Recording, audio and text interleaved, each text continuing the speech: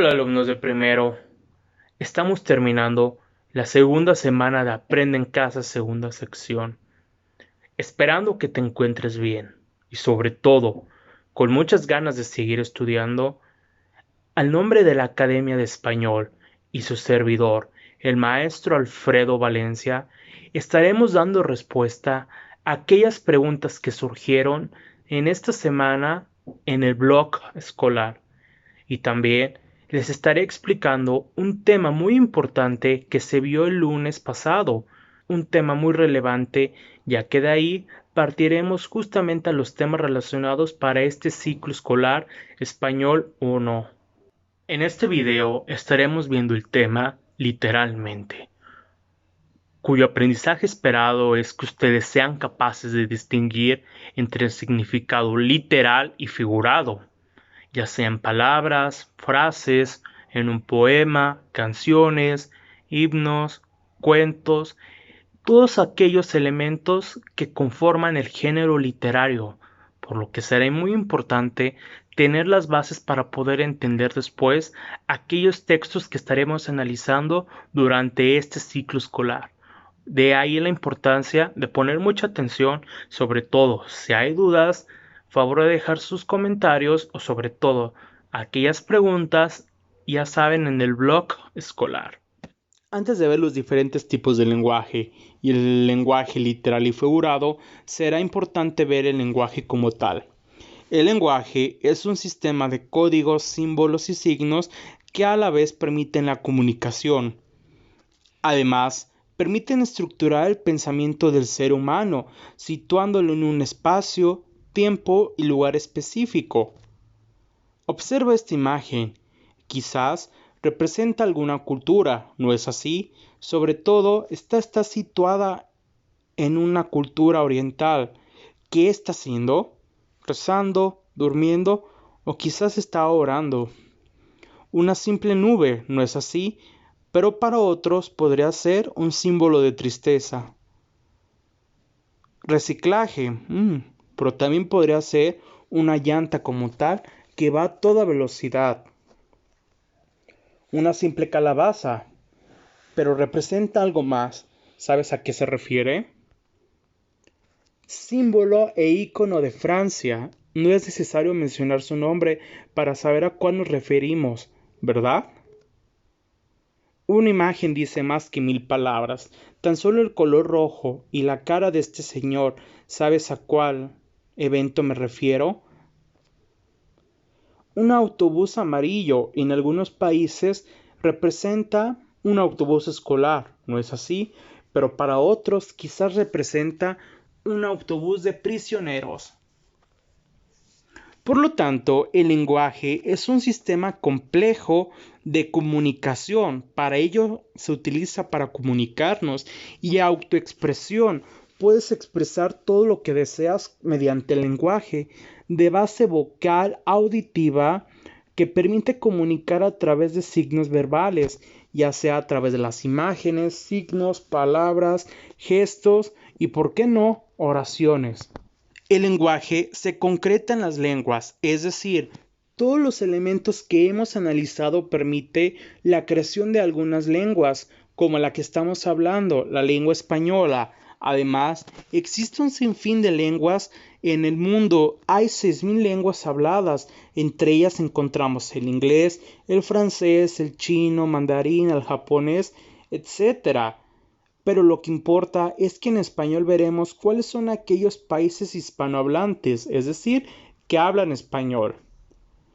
Por lo tanto, la lengua es un sistema abstracto de signos fonológicos, morfológicos y sintácticos y léxicos que, interiorizado por todos los miembros de una comunidad, permite la intercomunicación.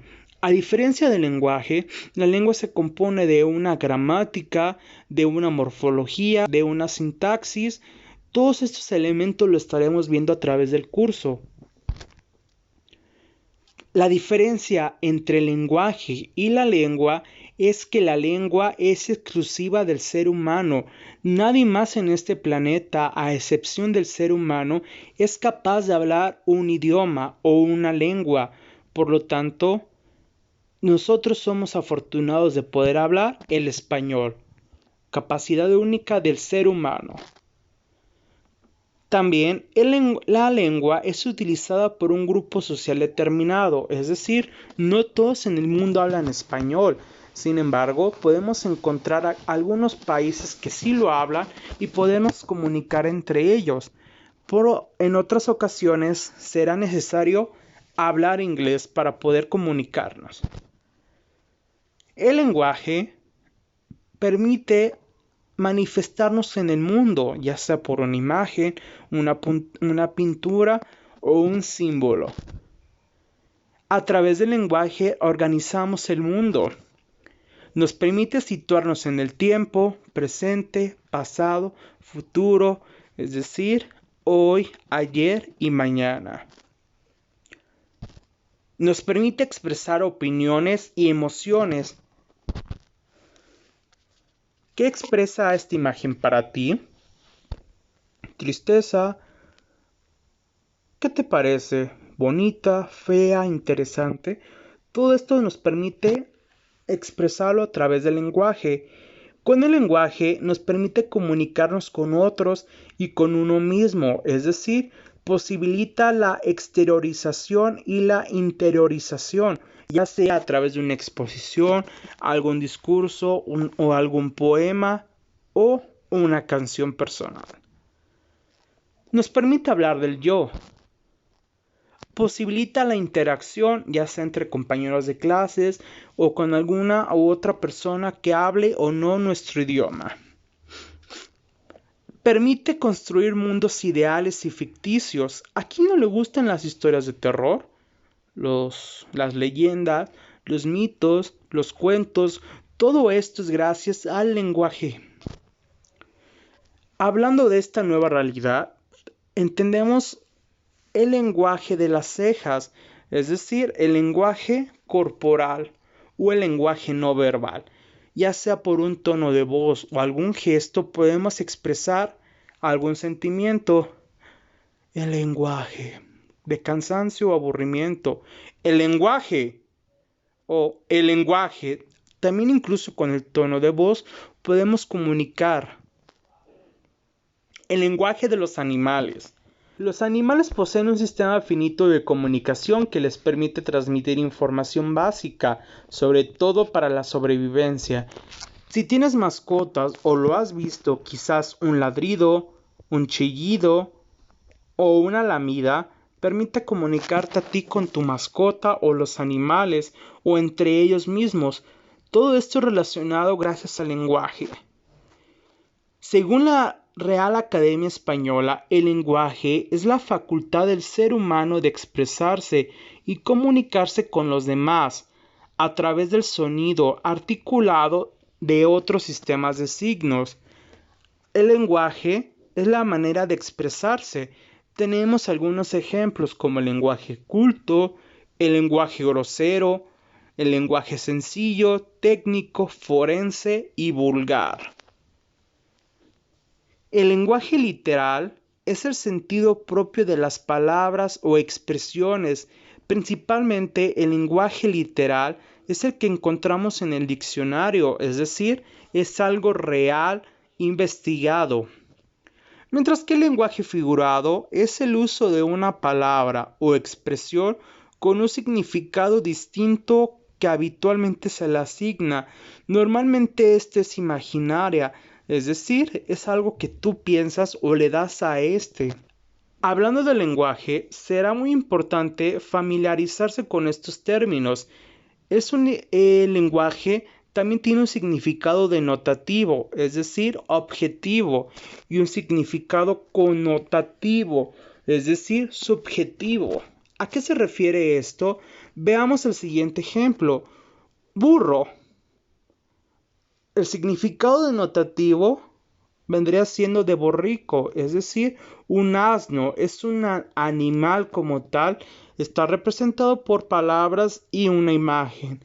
Mientras que el burro, un significado connotativo, es aquella persona o aquel niño que se le dice que es un bruto o incivil.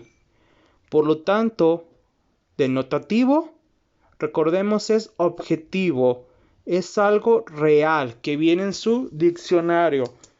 Mientras que connotativo es algo subjetivo, es decir, lo que tú piensas o un grupo como lo tiene relacionado.